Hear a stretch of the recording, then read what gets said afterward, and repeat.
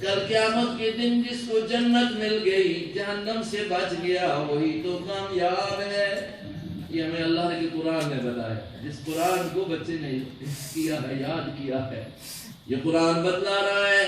اور قرآن جیسی سچی کوئی کتاب سچی کوئی بات نہیں ہو سکتی. ہمیں یقین ہے اللہ رب العزت فرماتے ہیں کہ جنت سے چلا گیا جہنم سے بچ گیا وہ کامیاب ہے. اگر کامیابی چاہتے ہو تو وہ کام کرو جو جنت میں لے جانے والے ہیں.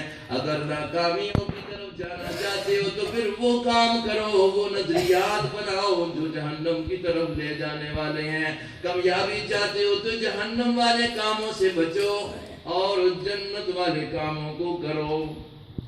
کون ہے جنت والے کام کون سے ہیں؟ کامیابی والے کام کون سے؟ بھائی ان کو کریں نا ہم نا ان کو کریں ہم تو پتہ چلے گا کہ ہم نے کیا کرنا ہے اور کس طرف اچھائی ہے اور وہ ہماری رہنمائی قرآن کرے گا. قرآن بتلائے گا یہ تمہارا اچھا عمل ہے اس کو اپناؤ. نبی علیہ السلام بتلائیں گے. قرآن نے ہمیں 5 وقت کی نماز پڑھنے کا حکم دیا ہے. باجماعت پڑھنے کا حکم دیا ہے.